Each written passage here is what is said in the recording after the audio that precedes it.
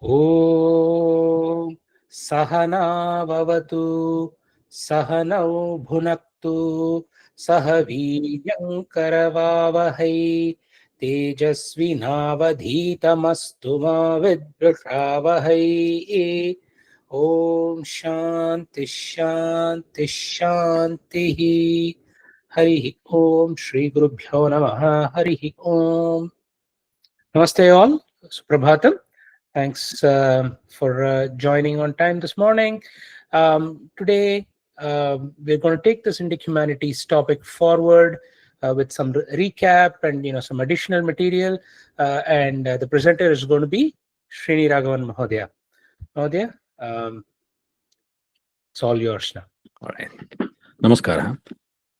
I do recognize some of you, but for those of you who don't know me yet or who haven't talked to me, my name is Srini Raghavan. And I hope you all have been a great time attending all of these presentations. And I heard that the last 3 classes were also fantastic with respect to Indic Humanities, and you got introduced to it. So now that we have begun a new segment, I would like to see or sense what you're feeling about the whole subject. Is there anybody that wants to share? And please go ahead, and then we'll begin it. Just before I begin. All right. Okay. I really like the systematic approach. Again, like systematic, very way to categorize, way to look at it from multiple dimensions. Yeah. The comparison between the Western centric view, the Islamic centric view, and then the dharmic views. That was really it was kind of had like a inner intuitive understanding, but making it systematic was very useful for my yeah. So that's wonderful. Anybody else?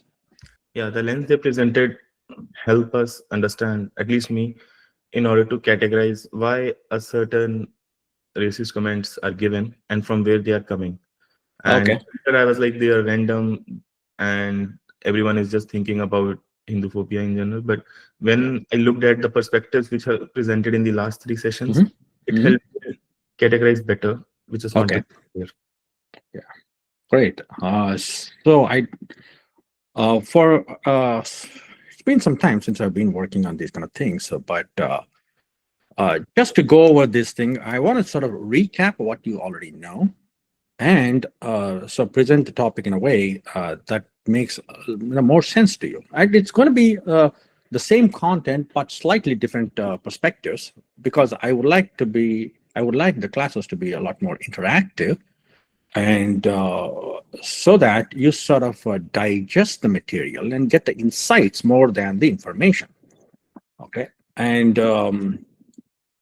to go over this thing, you probably came to know about, hey, we have a different view of the world, and we got to see the world in terms of what exists, and whatever exists, how do we know something exists, some things do not exist? And if some things exist, should they have meaning for our lives? And these meanings can be of many categories. Some meanings are so useful to us, we would like to keep and cherish, right? For example, it is always said, like one of the great philosophers of 20th century, which probably the Indic students haven't heard at all, that was Mysore Hiriyana. He says that we are a value-based culture and not a fact-based culture. So what does that mean? For example, H2O is a fact. It's water, right? Water quenches my thirst. Now that has a meaning to my life, and that is value. Because it quenches my thirst, I preserve it. I have gratitude towards it. And if you see, the entire dharmic culture is about values that we would like to keep and cherish, much more than facts. And I got to know the facts. We are not an information society, but we are an insightful society. Okay, so with that thing, I would like to begin. What do you think about the lens of, you probably heard about, hey, we got to know something about Islamic lens, Western lens, and Indic lens, and all that. So, which lens have we been using consistently? Is it Indic, Western, or Islamic? Or a mix of all? Or predominantly which lens?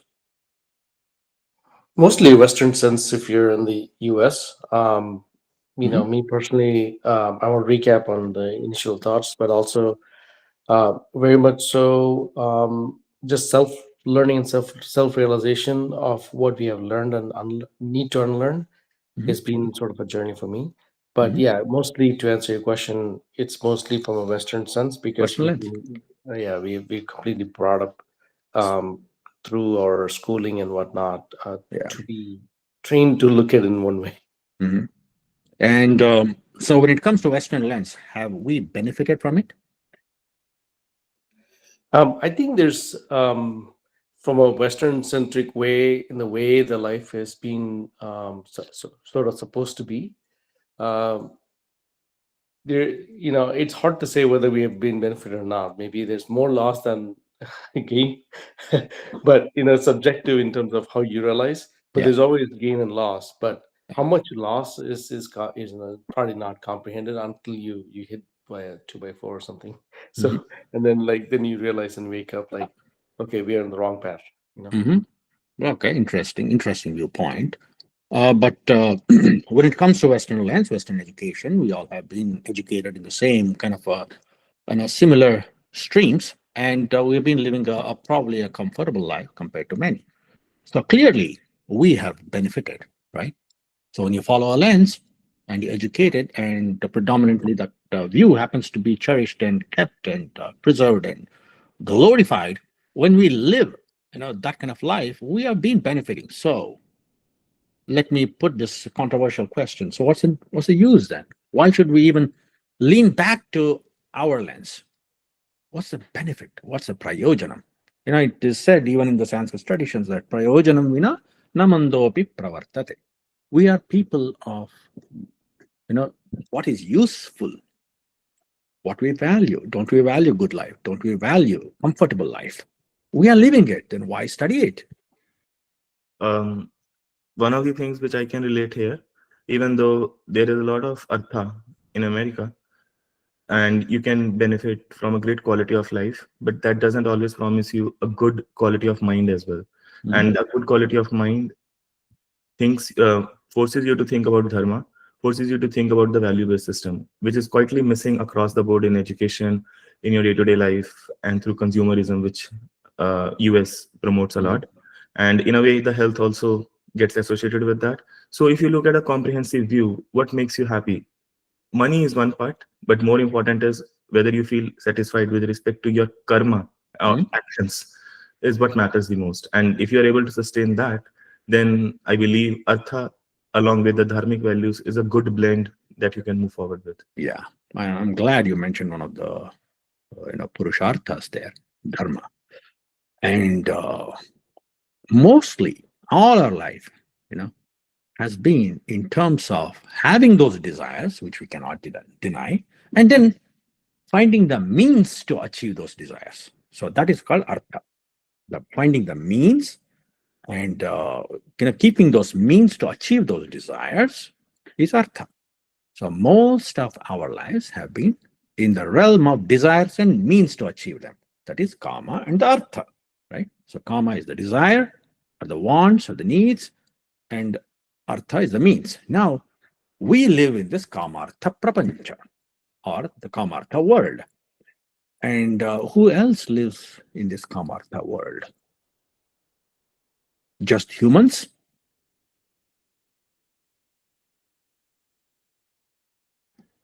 I guess animals also do that, right?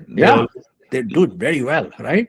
They do it very well. In fact, they have better artha. They have, for example, if an animal wants to catch another animal and eat it, and it's so easy, and the whole body is designed for it. And whenever desires, it can go and accomplish it, probably through brute force or maybe sometimes upaya or certain clever ways of doing it.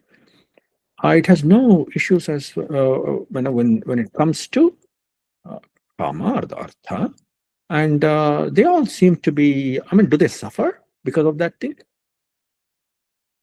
Do we know if they suffer or if they? They don't have consciousness, in my opinion. I guess they don't even have the meaning to figure out whether it is suffering or not. They only suffer because of physical pain or lack of habitat. But otherwise, in terms of dharma, there is no dharma for animals. So what does dharma do? Suppose, so we are talking about a new goal, and that's called dharma. So what does it do? We are also living in kamartha prapancha, and but if we keep the dharma, what is beneficial for us? We pursued a goal that was not there, that is not hardwired, right? Long-term sustainability of the society. That's the word. That's the word I was looking for. And I think the sustainability and where, I should not, do certain things. I really don't want other people to steal my food, my belongings and all that. But if I don't want that, I better not do that. So it is some kind of a universally preferable behavior called the UPB in my terms. And so this dharma tries to achieve it, where it is so that I don't harm and you don't harm me. But is that enough? Is it just a relationship between living beings, among living beings? Is that seems to work for us, right? So is that enough? I don't harm you, you don't harm me.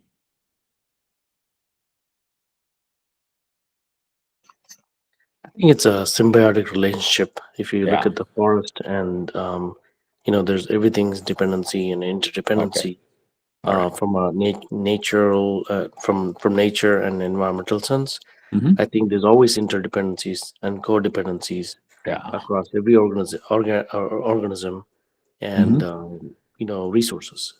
So it's not just among living beings. We formulated the principles, but also with respect to non-living beings. Is that right? So so that even the nature, you preserve nature and the nature preserves you. Is that right? And so this kind of a relationship is somewhat hard to find. So our ancestors, who we call rishis, probably discovered something more profound, and that happens to be the order in which living and the non-living work together, in a certain order. And that order was conceptualized, called rhythm. Probably the closest word that you can think of is the rhythm, the English word rhythm. So it has a certain pattern, right? So once you recognize that and verbalize it, it is called satyam. And if you put the rhythm became the satyam, when you verbalized, when that satyam is implemented in action, in conduct, it's called dharma. Rita, satya, and dharma. You see how it is aligned? So what it means is, suppose you are in an elevator and it says, do not smoke in the elevator. So why is it written like that?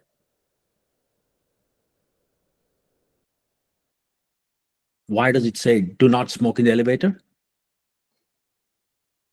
It could be a fire hazard. Hazard. The detector is there. And another person might actually be affected because, whatever diseases that might bring, right? So that's one of the reasons. And when it says do not smoke in the elevator, and I come out and I smoke, did I break any rule here? I did not break the rule, right? No, I did not break the rule. Yeah, I did not break the rule. Okay, I followed it. I mean, in the US, I drive on the right side of the road. In India, I drive on the left side of the road. Maybe there's no rule. But as long as I do those kind of things, it's called following the rule. And the rule is the niti. And so where do we see this rule implemented very well in one of the stories, in one of the epics? What do you recall? Like following rules to the T. Ramayana. Right. Okay. Where do you see the rules are broken? Mahabharata. About it. Now, so why? Because rules are facts. Many times certain facts align with in Sanskrit, the word for fact is tatyam, not satyam. So tatyam and satyam have to be aligned so that the dharma is aligned to satya and the rutam. So if I smoke in the elevator, not only I break the rule, but I would be causing fire hazard, and I would be harming the other person, and I give the right to others also to smoke when I am sick, right? So that the universally preferable behavior is violated. So therefore, if you preserve dharma, dharma preserves you. If you protect dharma, dharma protects you. It's dharmo rakshati rakshitaha. So that is the value, how we derive it. And then no matter what, if dharma is broken at any corner, in any corner of the world, we feel a sense of responsibility, because whether or not there is a time limit, once you break the dharma, it can actually affect us. It's some kind of a ripple effect, okay? And it may take more time, but it actually comes back to us. And we may not be suffering, right? While following some of the lenses, we might actually be benefiting, but it will not be benefiting for the future generations. If we are benefiting, if we are learning something, it is always, nothing happens in vacuum, or nothing happens without context. It is said that about 7 generations prior to us actually worked for our well-being. So if we have a sense of gratitude, we should do the same. So this sense of gratitude is one of the values of dharma, probably the foremost one. Okay. And that is why we have to follow the Indic lens of dharma. Okay. Mahodaya, it looks like there is one more question by Prasad ji. Yeah, please. Namaste ji. Oh yeah, if you are sharing, we are not able to see that screen, so that's why. No, I'm not sharing at this point. Yeah, I'm not sharing. I'm just sort of recapping and the sort of strengthening of what we learned, so that we can proceed forward. Okay. Yeah. All right. And so now I'm sharing. So we did need a lens, and this lens had we are going to look at what exists, how to know what we know, whether we know it right or wrong, and then our value-based frameworks, which is called axiological frameworks. All these fancy words are actually have very simple meanings. And why we need that is to understand the world we live in, right? And also to understand our own position. Here is one such example. You all might have heard of this beautiful story of Jataka. In the stories of the Jataka, it is said that there was an elephant, and then 4 blind people or 6 blind people, they all got together, and then they wanted to perceive what that animal was, right? So they were told that this is an elephant, and then describe the shape of the elephant. One of the blind persons went there, and then I touched the trunk, and then said, "Oh, elephant is just like a pipe." The other one touches the legs, and then, "Oh, an elephant is actually a pillar." And then another one talks about, he touched the tail, and then said, "Oh, it's full, it's hairy, and it's small, it's like a rope."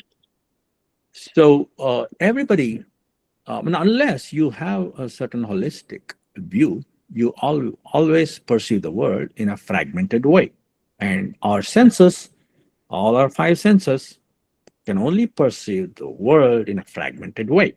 How I perceive is very different from how a snake perceives the world. And how a snake perceives is very different from how a cow perceives the world. So our senses not only perceive the world in a fragmented way, but it also sort of distorts the reality unless we use the lenses, which are somewhat,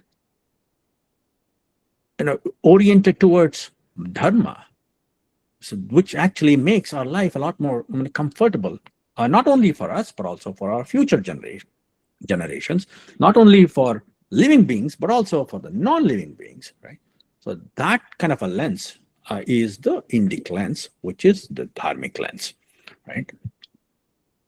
So why we are talking about all of these things, right? So I recall one of the foremost and a fantastic poet by name Sri Harsha, probably in the 11th century or so.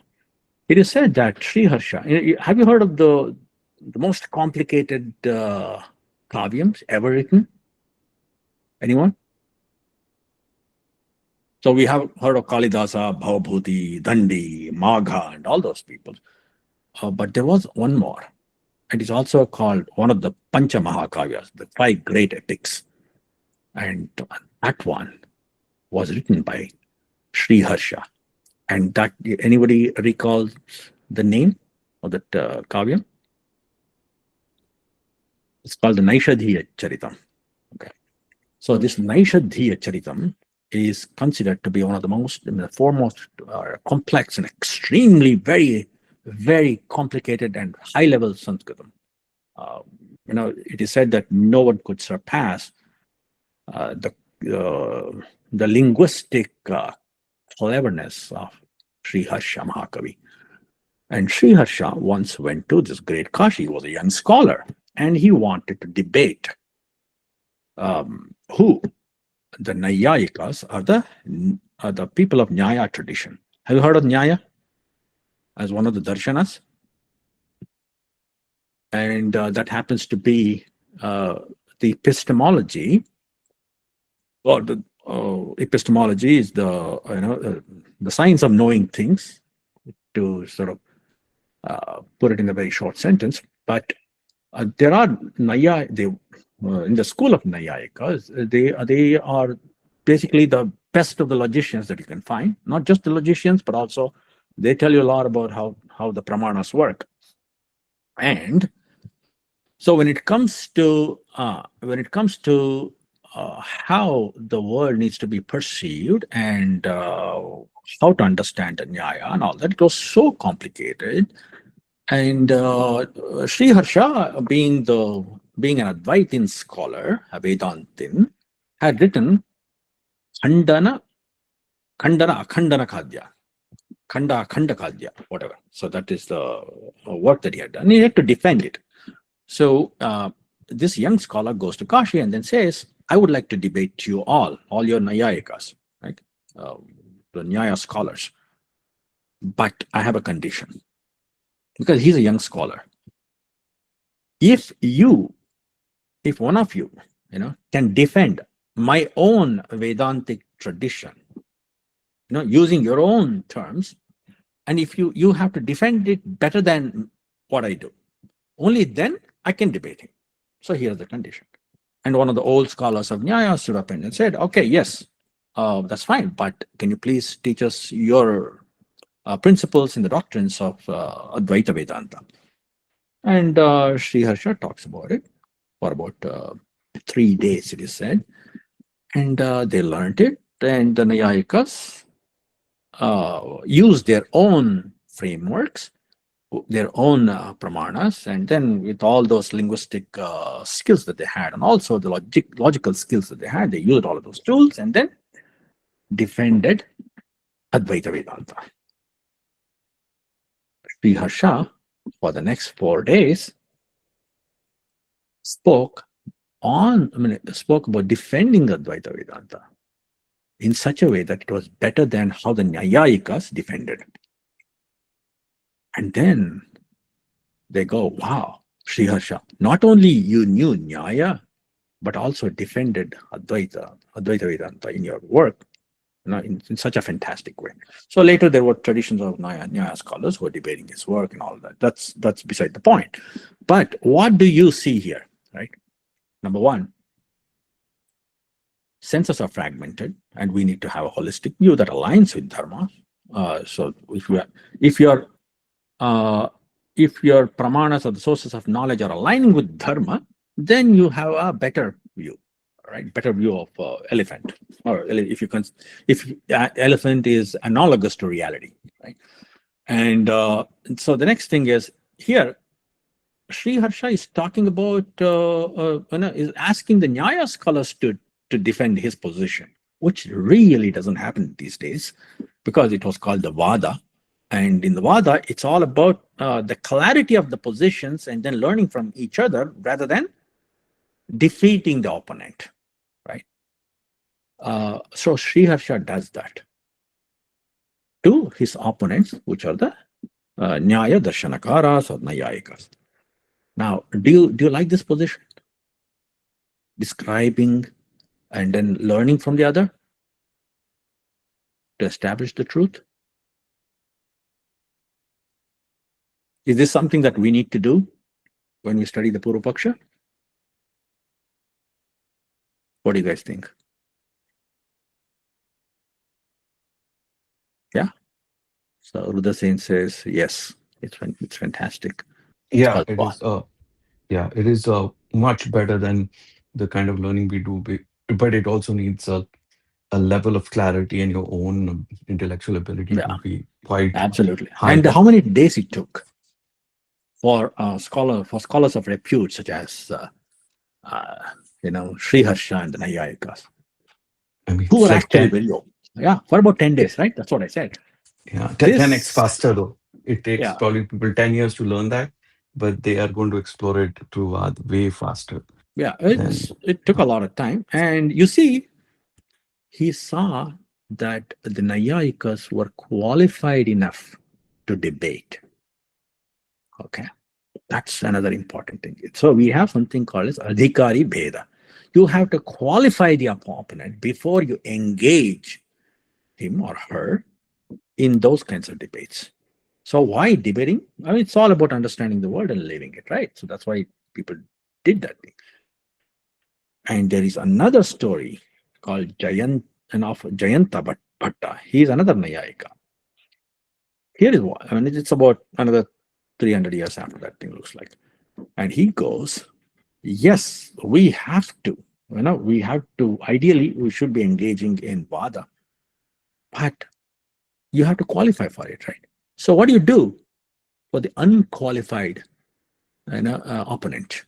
Can you engage these people in a debate if there is an unfair criticism of your position, no matter what, because it's all conditioned.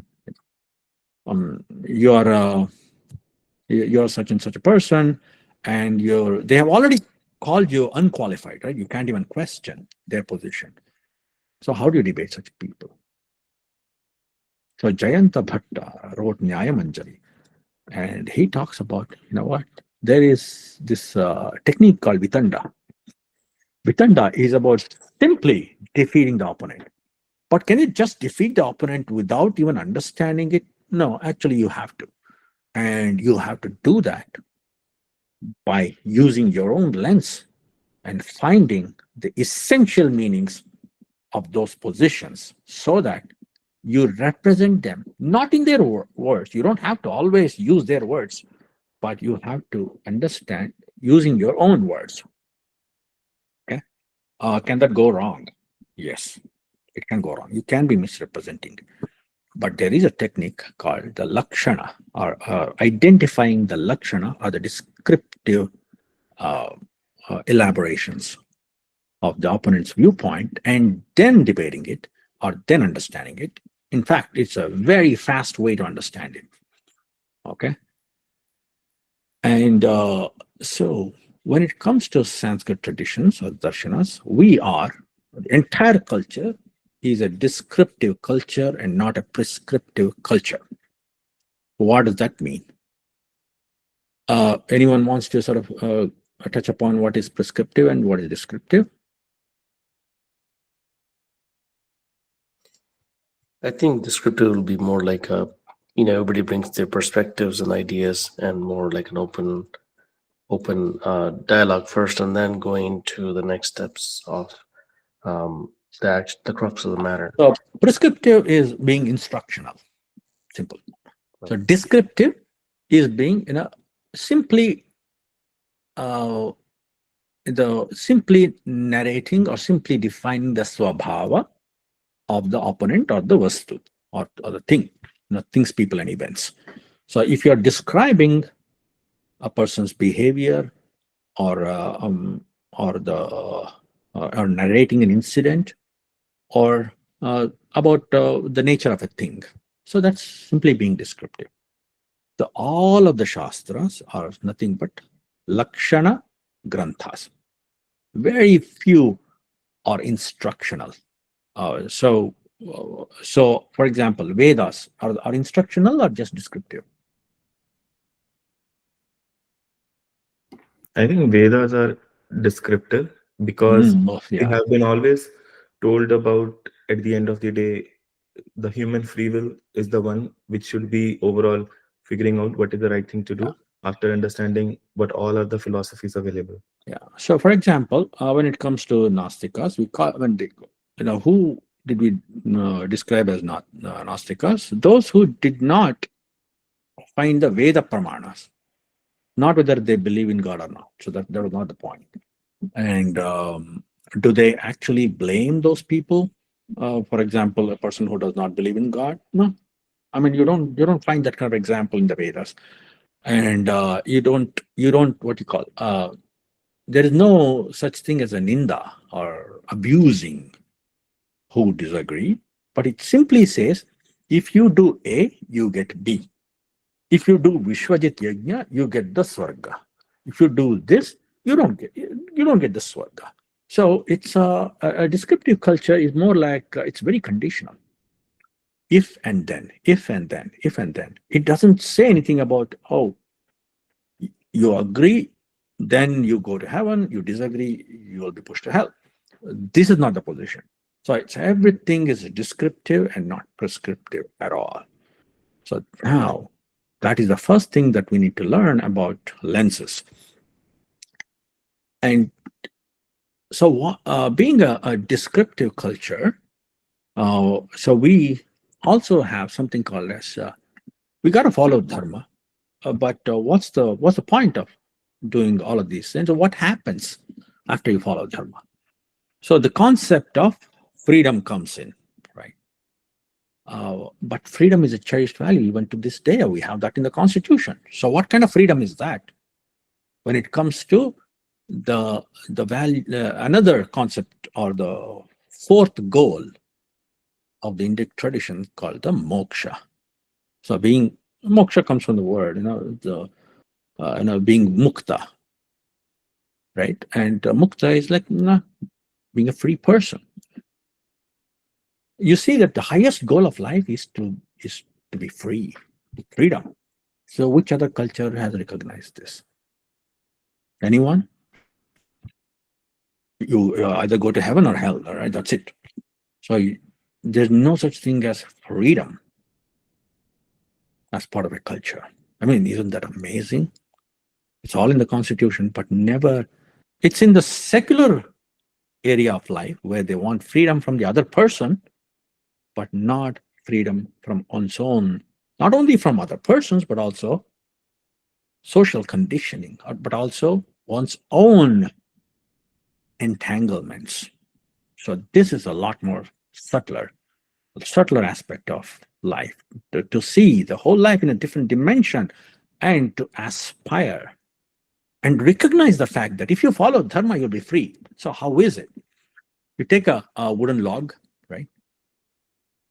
First part, when you have to cut only 3 times to get the fourth part, right? Kama is the first cut, and then the second cut is the artha. The third cut is the dharma, and the fourth is automatic. So if you follow dharma, the fourth goal, the fourth purushartha, moksha, is shata siddha. So this position is also called as adhidharma. So I introduced a new word now, adhidharma. So, for example, when you look at this world, now we see physical things. So, physical things. Yeah. So let's go to this one. Talked about the Purusharthas. Yeah. So, in our frameworks of reality and experience, can all of you see this slide? Yeah, could you present, please? This one. Can you? Yes. Okay, good. So when we see this world, we see physical things. We see our bodies. We see things. We see events and those kind of things. So they're all in the domain of our five senses, right? And these five senses perceive five types of matter, right? For the lack of a better word, it's called the Panchabhuta. I mean, I'm using the word matter. Panchabhuta, meaning that which exists for my senses, is there are five types. What are they five? What are those five? The tree, the earth, and then Vayu, Agni, and then Akasha. What's the other one? Water. Jala, water. Yeah. And you see this thing, our five, do we have five senses, right? Our five senses are, what are they? Vision, sight is a perception, and then hearing, and then comes touch, right? And tactile. And then what else? Taste. Taste. Yeah. And then Smell. you see that they are actually related to Panchabhutas. And what is the quality of water? What's the quality of water? If I want to describe one quality of water, Fluidity. in terms of your senses. Hot or cold? Cold. Oh, Yeah. Hot or cold. So yeah, right. So water has another quality. Yeah, it's cold, and then But it could be warm. but cold. See, vapor. even air can be cold, right? Vayu. Yeah. Yeah, it can be. Yeah, it's vapor. What about earth? It can also be cold. So now remove whatever has been shared. This quality is all shared. Remove it. So what is that one unique quality of water? Wetness. Okay, wetness. But do you think anything else can be wet? If you put, can earth be wet? The One most thing is that fundamental quality. water merges into something. It can. Okay, let's move on to another one. What about earth? Do you find some qualities that are shared between water and earth? Are we going into doshas where we are talking about earth? No, I'm just going into the nature of things. What is its fundamental nature that's so unique to it? I think for earth, it is do not move, defines hard mass, and Okay. water being on the running side shows the movement aspect of it. Yeah. So let's look at it this way. It's all fine. I mean, there are many qualities, and again, you can see, you can keep on listing. Let us smell water and smell earth. Which do you think has smell? Water or earth? Earth will smell. Like Yes. when they both combine together, like it comes that smell. Yes, water gets the smell. Otherwise, only earth has it, right? Prithvi Gandaha. Say. Yeah, and then let's talk about air or Vayu. Yeah. So, what quality? Can you smell air? Let's say it has no contact with earth. Can you smell? No, right? No. Does air have its own smell? Touch has the quality of the air. Touch is the quality of the air. Yeah, that's it. Yeah. And now you see what's happening here?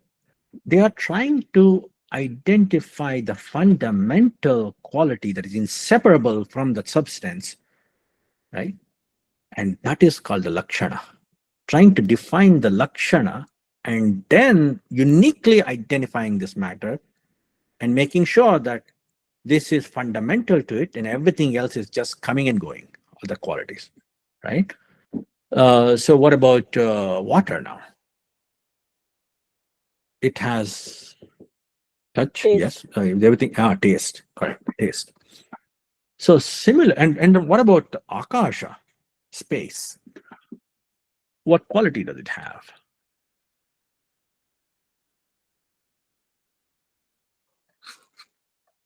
That's pretty hard, right? It's even more subtle, actually. Infinity. Yeah, yes, endless. Yeah, great, yeah. Hearing. Yes, and it's actually not hearing, but actually it's called the nada. So, for example, I may not have ears to listen, but space. It is said that what is required for hearing? You're right, actually, you're right in one way. But what is required for hearing? Vibration of air molecules, right? So that's what actually happens. But the vibration is a quality that is very unique to space, it seems. So now, so everything else, so that is the nada or the sound. So sometimes we hear, sometimes we don't, and that vibration is unique to space. And you see that all of these things, 5 types of matter, are related to our 5 senses. These 5 senses are called the tanmatras in the in one of the darshanas called Sankhya, and it is related to our senses. So why 5 elements? Why we said panchabhutas? Because they are related to 5 senses, and they say this is adhibhuta. And you see how perception is so well grounded, and how they define matter. It's called adhibhuta. Adhi means towards, bhuta meaning manifested. That which, towards that which is manifested. So adhibhuta. And that's how you have to understand the physical world. And then comes, in your experiences, do you have thoughts? Do you have dreams? Do you have beliefs and faiths? In our experiences, we do have all of them. So they're called adhidaiva. Similarly, we do have, the sense of freedom we call adhyatma. But in order to achieve all of these things, by harmonizing the adhibhuta and the adhidaiva and move towards the adhyatma, the transition, the path is the adhidharma. Right? These are 4 epistemological frameworks of this culture, the Indic culture. Right? Now, how is it related to others? In terms of adhibhuta, do we have any disagreement with others? Probably none, right?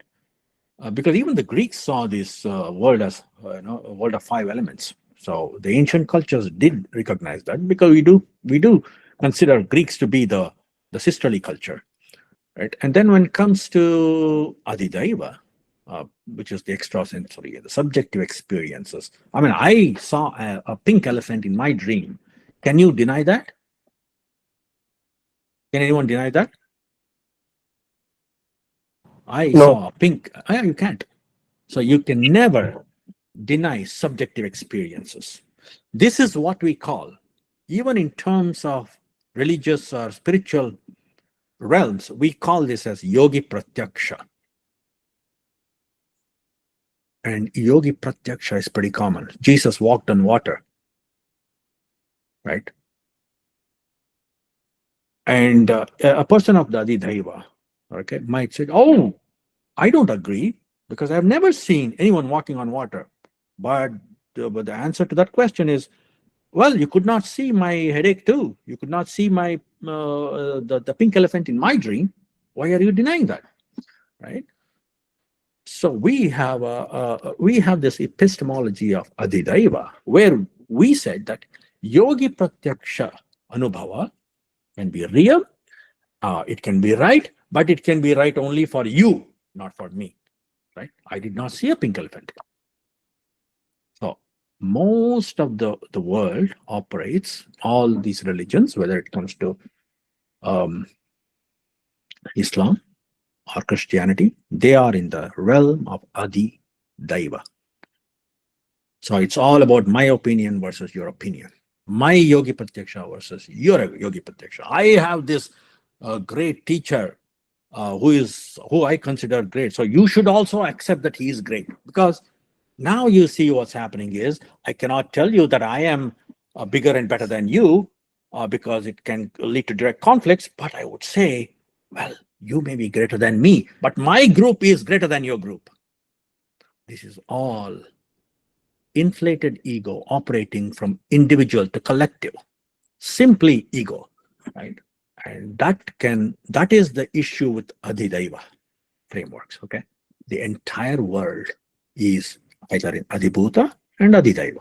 Adhidaiva mostly because it's slightly better than animals, and they have beliefs and deities and whatever. So they all operate in Adhidaiva. Very, very, very few groups have actually worked towards dharma.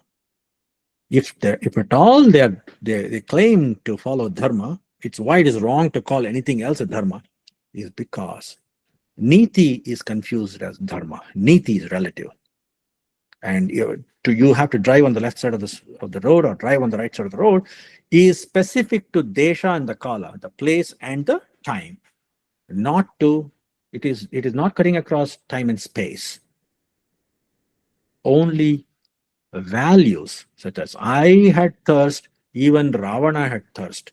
I have thirst, even Hanuman had thirst. See that when it comes to values, they're cutting across time and space. So principles can cut across time and space, but rules do not. That is the relationship between rules and principles. Dharma is about principles and values, and all the Adhidaivic realms can only perceive rules which are time and place specific and not principled. If at all there are principles, it's by accident, not by deliberation.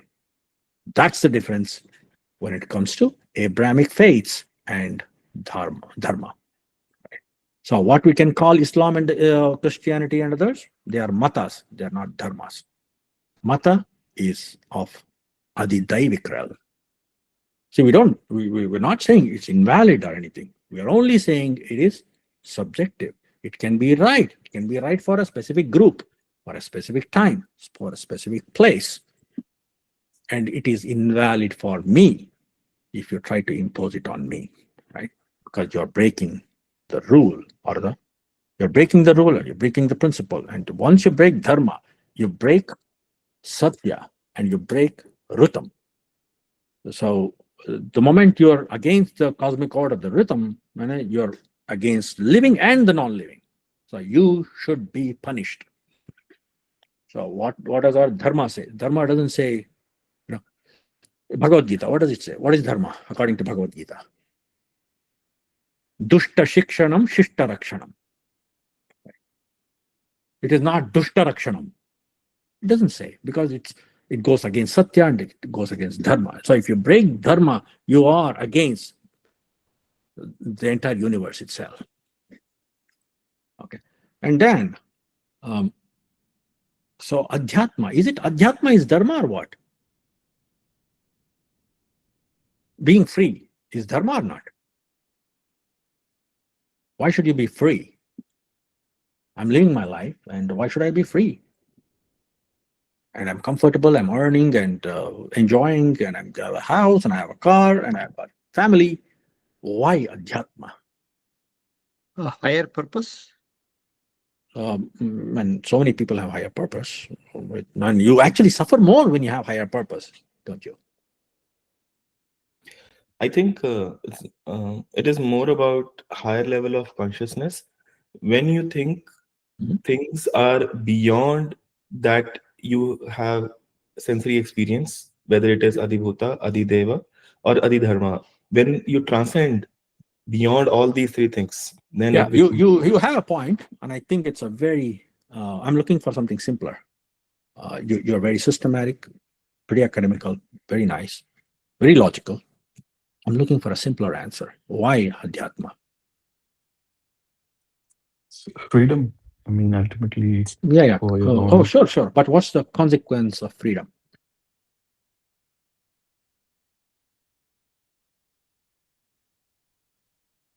I mean, cyclically, you're Not bound. imposing anyone to follow. They can follow whatever dharma they thinks it's right for them. Okay. I mean, you actually gave a consequence of it. That's nice. But why that? I can follow whatever I want. So what happened now to me? What did I achieve? Does that go back to free will? Okay, great. Free will. Yeah. So I can execute my free will. I mean, I'm free, so I can use my free will. Yeah. And so yadricha, icha. Okay. But not all ichas are right ichas, but some ichas are good ichas. But adhyatma, is it dharmic? Why is it dharma? It's releasing some dharma is to hold also, right? So adhyatma is to Yeah. release Dharmo in its dharayati fundamental. prajaha. Correct. You define dharma. And then, but my question is, why adhyatma?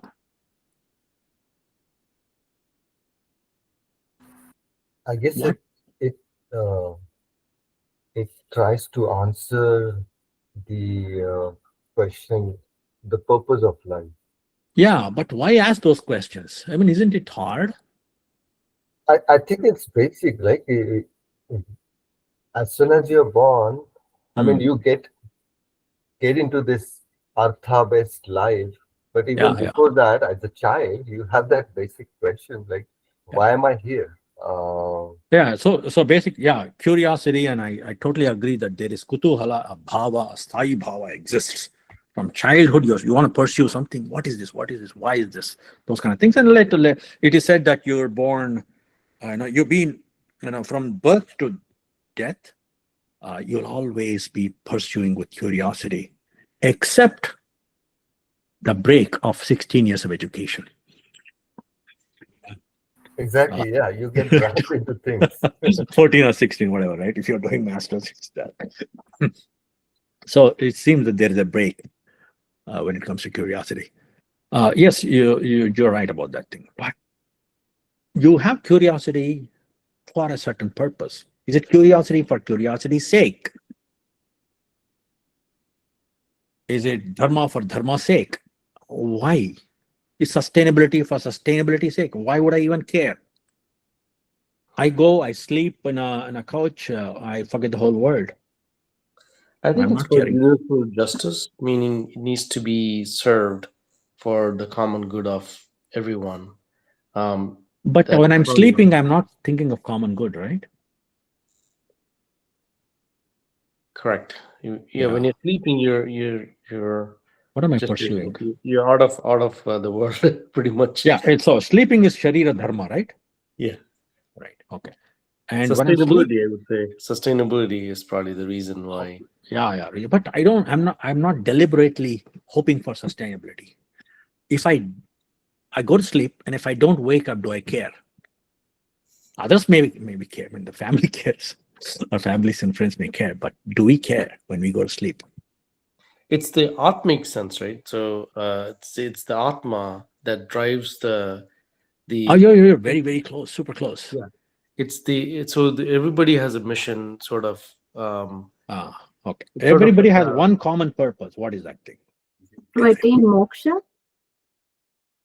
Yeah, I mean, moksha is a way. I don't deny that there is the pursuit of freedom.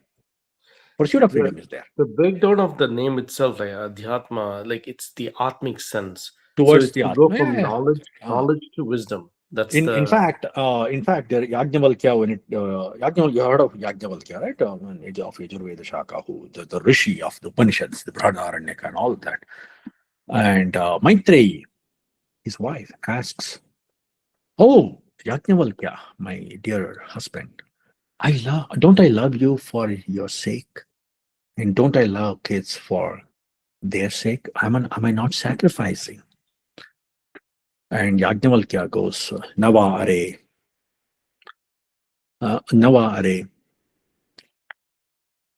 are. Husband is not loved for husband's sake. Okay. Wife is not loved for wife's sake. Okay. Atmanastu kamaya sarvam priyam bhavati. Everything is loved for one's own sake. So, Nava are bharyaye kamanaya bharya priyam bhavati. Nava are bharta husband or the bharta, what you call it? Nava are patyo kamanaya pati priyam bhavati. So it's not for his own sake that you love, but atmanastu kamaya sarvam priyam bhavati. Everything is loved for one's own sake. So Adhyatma exists, I agree. Moksha exists, I agree. And we love everything for our own sake. So therefore, Adhyatma is very natural, very natural. It is not unnatural at all. It's an existential, ontological fact. It does exist. Atma exists without sense of self. Nothing is loved also. But why do we love? That's the goal everybody is pursuing, right? That is happiness, right? That's the word I was looking for. The pursuit of Adhyatma, the pursuit of Dharma, the pursuit of everything that we do is to satisfy oneself, and that is called Ananda or happiness. And happiness is probably the most natural thing that we do. We eat to make ourselves happy. We drink to make ourselves happy. We marry, we get children, we love all of them, we love the world, we go on vacation simply to make ourselves happy. And this is pursued with one goal, one and only one goal, that is happiness. Ananta, basically. So the purpose of the Atma is to attain Ananta, and then and we not only, yes, we sense happiness, we want to make it permanent. And that permanence of happiness has a different word called Ananda. In fact, in neuroscience, the world has named a molecule called anandamide. Do you know about that? You probably have heard of oxytocin, but they have discovered a molecule, which brings you the bliss, right? It is named anandamide. Well, look at the popularity of the word. And so when you follow the Sharira Dharma of sleeping or eating or whatever, eating, sleeping, mating, reproducing, whatever it is, it's for one purpose. That is to be happy. And we discover that it's so small that the transition of happiness, it's like fleeting. It is there, but it's not there. The very moment I get my, pursue something, and I get my PhD and I get a certificate, and then I feel happy. I share when I celebrate, cut a cake and all that, and suddenly I'm looking for a job and I'm not happy because I think that it's not being valued, right? So much of pursuit, so much of difficulties, but still happiness is becoming illusory. So we pursue that thing. We know it exists, but somehow I can't sustain it. So therefore, I don't know whether it is real or not, but I pursue. And Adhyatma is a definitive way to pursue because it is towards the very self. And so Adhyatma is a dharma, and it is for one purpose, that is for happiness. Do you think it exists in any other group? As it's already 8:04. It's almost an hour, and we are in the 10th slide. Okay, that's fine. And so Adhyatma, when does it exist in other probably Islamic, Marxist, or Christian faiths? Do they touch upon this? I don't think it exists or explicitly said, but I think they don't know it's not explaining. I don't think it is not deliberate. Yeah, it is not there. Yeah, I don't think the person. Yeah, people think it is the way, and then they follow the rules, Yes. and then they are led in a certain way. And I think the only culture that pursued this is the Indic culture. And just like the Adibhuta and the Adidaiva people, they all categorize matters. Oh, there's 3 states of matter. 3 states of matter. That is solid, liquid, and gas. But this culture pursued, oh, guess what? Without self, there is no experience. All these 3 states of matter are experienced. We have to pursue the experiencer. And this experiencer exists in 3 states of consciousness: wakefulness, dream, and deep sleep. And they pursued deep sleep, analyzed it threadbare, and found something that was never discovered. I know there's a very beautiful work called Paramartha Chintamani by Satchidananda Saraswati of Adhyatma Karyalaya. He actually lived until 1970s, so I guess 68 or 70. And what Einstein is to matter is what Satchidananda Saraswati is to consciousness. This is not coming from me. This is coming from very qualified, very qualified scholars who actually unequivocally identify that Satchidananda Saraswati's contribution to consciousness is what Einstein is to matter, is what Satchidananda Saraswati is to consciousness. The text is called Paramartha Chintamani. It's about 700 pages. When you get a chance, please go through. It's amazing. Okay, with that thing, so we simply talked about our positions. So please go ahead for any questions which might have been covered in last class and the next class. So we will continue based on what your interest is and introduce other subjects within Indic Humanities. You mentioned about Tatyam. Can you explain a bit more about Tatyam? Yeah, Tatya and Satya. So what's the difference, right? So when you're reading Ramayana, right? Have we ever talked about what is the time in which Rama lived? And this is either, is that very important for us? Let me put it that way. Is it super important for me to know when Rama existed, or whether the Pushpaka Vimana, was it a real Vimana or not? Was it like an auto rickshaw, or was it like a helicopter? Do we worry about all of that when we're studying Ramayana? Yeah, I was curious of like, wow, these things more mythical in terms of when we were kids.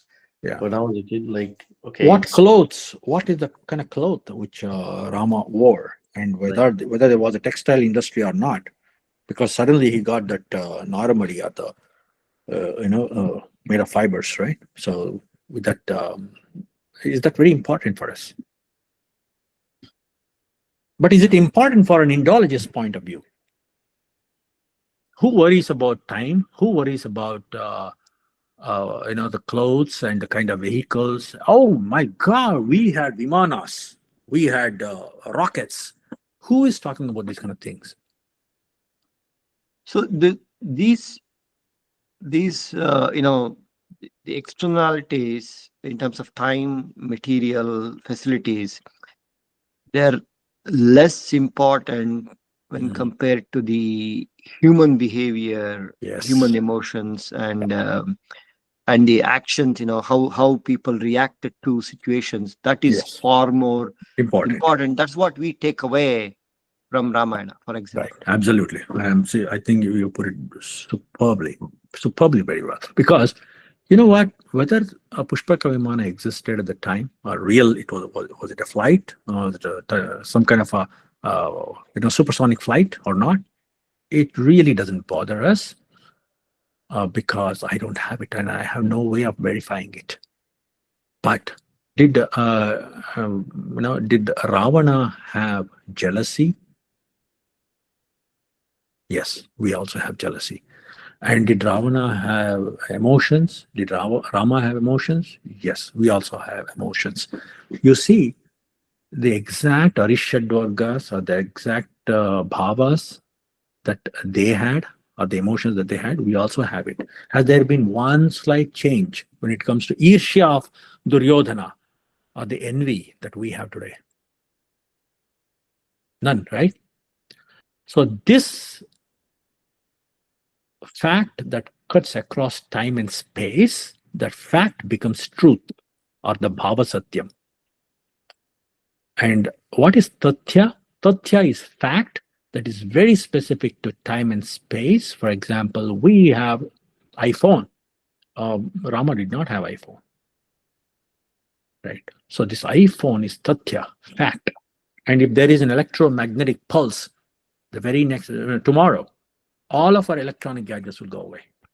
One huge meteoric accident, all our technological innovations is gone, like vapor, right?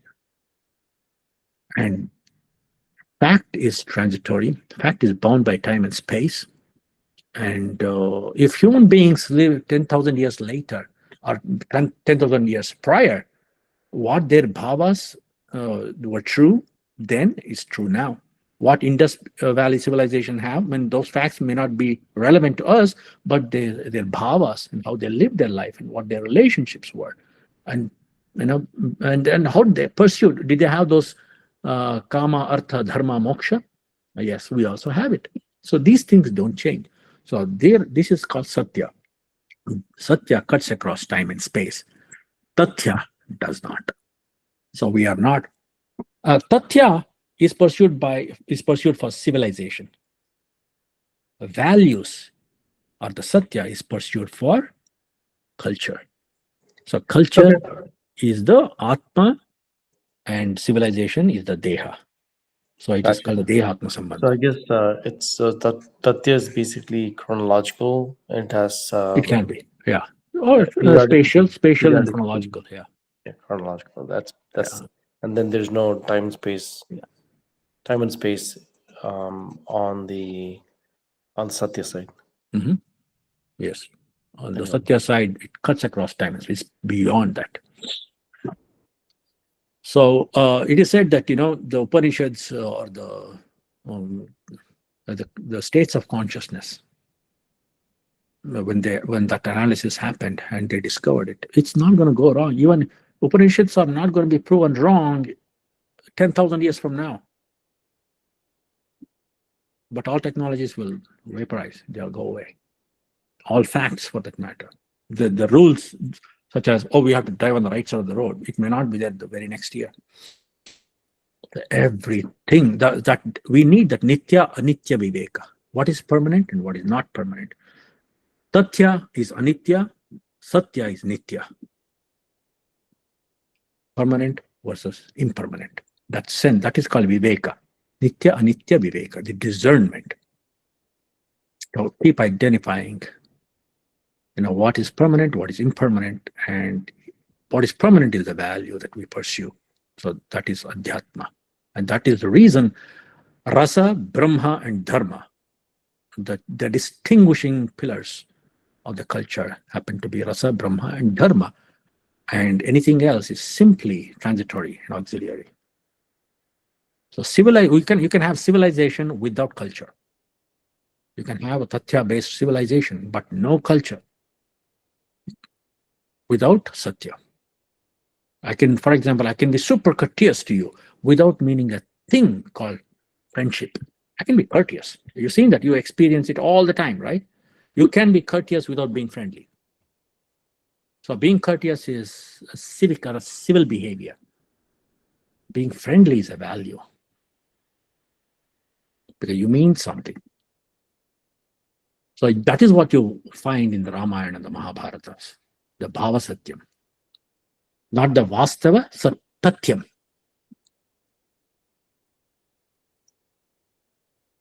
Sure, Rohit. I have one question on Adhyatma side, which is basically pointing towards Sat Chit Ananda. Can Adhyatma be achieved without any of the Adibhuta, Adideva, or Adidharma. For example, if a person is sitting in the room without given any knowledge about civilization, this is a closed room, an experiment, and the person is just told to focus on the light of the diya, will it eventually lead to adhyatma just through the meditation? And the person doesn't know what is good, what is bad, what is dharma, what is non-dharma. So is it a fixed dependency, or there are areas where we can skip and still go to Satchitananda? I think it is said, I mean, the Kalidasa is the pramana for that thing, and I think Shariram Kalu idam dharma sadhanam. Having a body or the forms of a matter is the instrument for dharma. And there is always, the dependency is in terms of instrumental reason, not, not and beyond, but definitely inclusive of it, because nobody else, and the very fact that I pursue freedom is because I'm bound. If I have manas, if I have mind, I am bound. Manaha eva karanam bandha mokshayoho. It says, okay, it is the reason. The way, if you are a manava, you have manas, and then you aspire to be free. Not everybody will ask that question, but some people. So, do I have any experience of Brahmananda? I'm not. No. So, I'm disqualified to answer that thing, and I'm not an adhikari, especially regarding Brahmananda and moksha and those kind of things. There are qualified people who might answer that thing much, much better than I do. Got it. Thank you. Yeah. Okay. All right. I want to take a quick break here, and if people want to continue their discussions, that's fine. But I want to do a couple of things. First is just do a quick poll on if this format was good, to kind of review the material with a little bit more depth, and we'll of course adjust the pace according to the class, right? There's more tables to cover and discussions to have. But do you want a more structured, hey, these are all the terminologies and this is how we want to do it, or kind of dial back on the speed a little bit and then discuss a little bit more? Yeah. Do you want do you want a vichara-based presentation or a bhava-based presentation? Okay, there are only two types of presentation. We can present facts after facts and facts after facts. Or you can get energized and appealing to your bhava so that you can actually pursue information. Or a mixture of the two. Or a mix of both. We may need to do both, but I want to just get a sense of this, and we have a lot of material to talk about, a lot of presentations, and we have an idea as instructors. We have idea of how to do this, but I want to also get some feedback on how today's session was and what we'll maybe take into account as we move on to the next few classes. So anyone wants to just volunteer and quickly speak? I can share a few cents from my side. Yes, so the previous sessions gave a glimpse on the context. Okay. And that helped us build familiarity. Okay. Today's session was more on the bhava, but this bhava wouldn't have come if the context was not present. It would have been just wasted entirely. Yes. So in my opinion, and this is my 2 cents, the context has to be set up first, and then the bhava is realized. But if we directly go into the bhava, probably a lot of those things may become abstract and we may not be able to connect the dots. Okay. You need some kind of an anchor, some kind of framework to even understand the bhava aspect of things. Okay, Ji. Yeah, because I'm glad you mentioned that thing, because we are not a decontextualized system. Everything about the Indic education is contextualized. It is not context-free education. Okay. Even abstract things such as the Vedanta had to be told in terms of the epics, Ramayana and Mahabharata. to set the context, is to put those qualities in concrete characters so that people can realize. Yeah. So yes, contextual information is what we pursue. So we will continue to build slides, G, and kind of introduce some topics, some words, vocabulary, explain some of that, and then as we deliver the material, we'll probably take a step back and have some discussions and kind of bring about a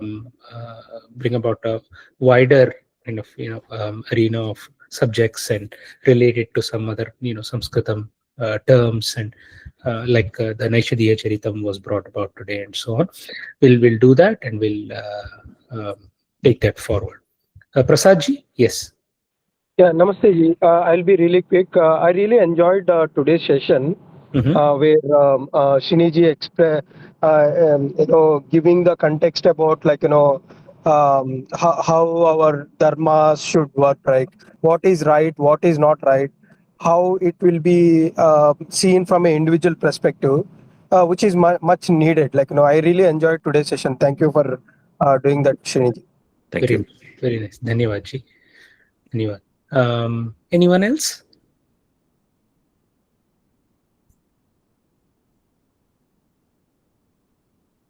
Okay. Maunam sammatam. Okay. Yeah. So yeah, going forward, and if you want some kind of a darshanas, they're all very structured. When we talk about shastras, they are very well structured actually, and there are certain ways to present it. And the shastric way, where you go on the lakshanas and then give examples. That is one thing. And then when you there is this very interlogical approach where we are currently what I followed here and the slides that I showed you, we have a sort of, it's not very shastric approach, but we have to bring in so much information. So we had to put it in a table, so that way you sort of compare and contrast. So we probably will mix and match and see depending on the topic going forward. Okay. Yes, Darshan?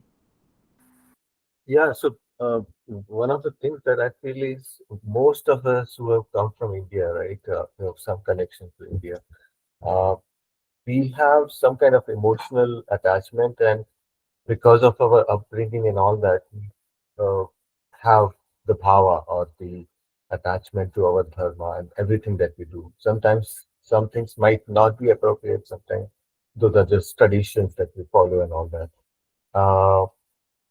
And so when it comes to passing it down to our next generation, that's where the challenge is for us, most of us. Because what we try to pass down is just what we know and within our context, it is our understanding. And when we are not able to explain that to our next generation, that's where all the conflict happens. And not just next generation, it could be your next door neighbor, or it could be your colleague and stuff like that. So I guess what we are doing here, Sriniji and Arunji and the knowledge systems, is kind of make it more formal, more educational, and also decipher things and make it simpler, understand the terms and simplify. So I'm not going to dispute that thing, and I think some will be simpler, some will be complex. It's the nature of the beast, right? Some will be super simple, and some will be very complex. And so it depends on how we strive to give examples for each of those, and make sure that you actually can do something with that thing. So now that you learned Indic Humanities, what are you going to do with it? Are you learning it? So what do you plan to do? No, it has to result in dharma, which is if you learn the satyam, it has to be in a context, it has to be in a conduct, right? What's the behavior that you would like to see in yourselves? There is one thing which I keep on struggling on this aspect itself, and I don't have a definite understanding around this, specifically how to raise the kids on the path of dharma. It's like dharma is context sensitive. Dharma is super context, time and space. What we call dharma today may be adharma in another time and space. As simple as, let's say, if you're No, driving. hold on. Say that in dharma, there is something called a samanya dharma and vishesha dharma. Samanya dharma cuts across time and space. Mhm. Okay, we'll bring all of that probably in the next dharma shastra aspect of things. But vishesha dharma is very specific to time and space. That may change. Got it. Yeah. Now, the question is, for example, let's say, if we are buying a cup of coffee, it has some level of carbon footprint. Is it adhering to dharma because then we are not following the principle of sustainability? Or let's say we are going to enjoy something using our car, maybe we can go barefoot as well. Now, these are all little bit stupid questions sometimes, I feel, but still, they are very micro decisions that somehow attach to our responsibility.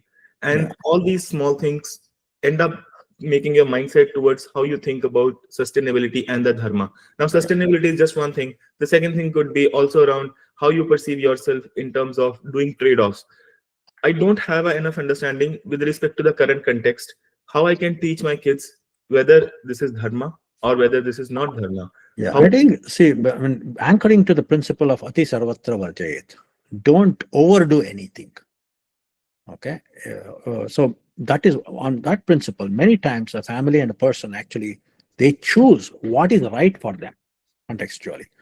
And when it comes to veganism, is veganism a dharma? Maybe for certain families. There are families that actually go for dairy. There are families that go for meat.